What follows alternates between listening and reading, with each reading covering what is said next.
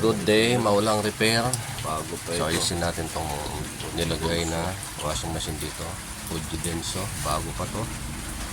So hindi natin alam kung bakit sira siya. So, ayan.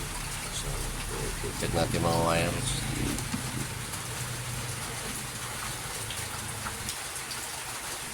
Totally dead.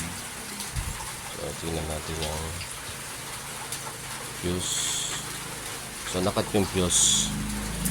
So hindi magkakat ito kung walang problema yung motor or may nag-short. So ganun lang naman yung mga loads. So check natin lahat.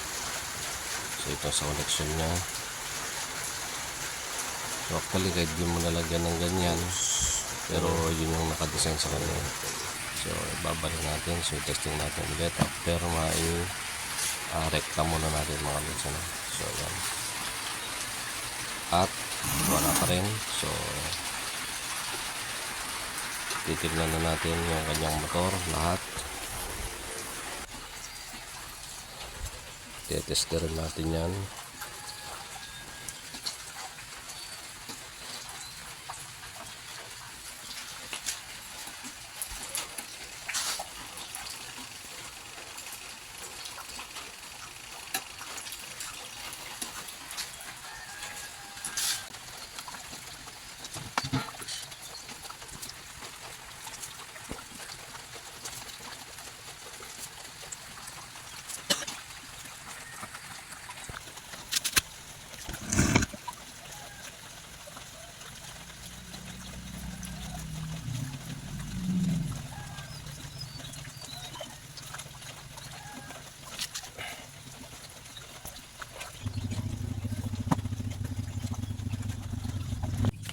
At na-tester natin na walang continuity itong kanyang motor. So kailangan nating buksan yan. So actually may mga motor na hindi pwedeng buksan dahil nakapix yung kanyang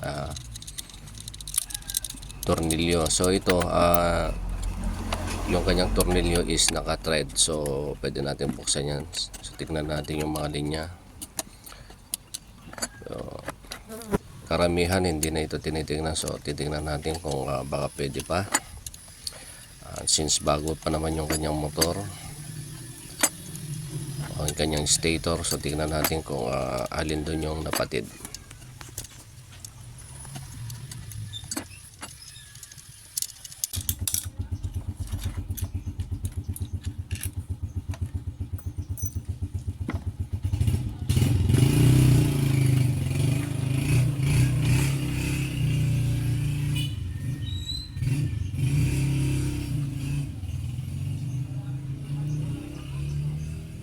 Bago pa itong kanyang stator, kaya lang parang nabasa siya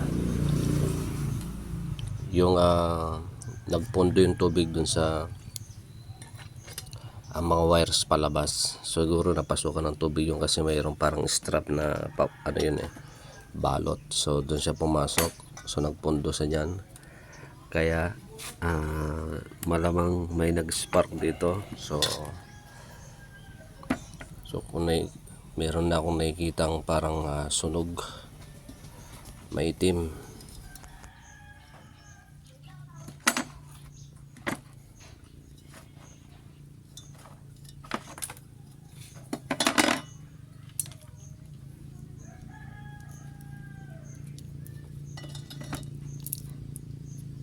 Ayan o.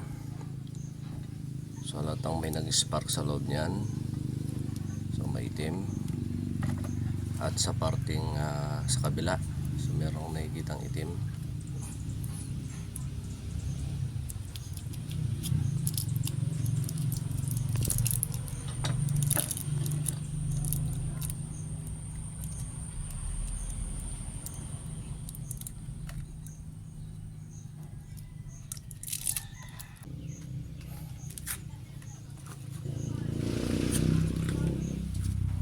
After ng madugong troubleshooting, so i-testing na natin.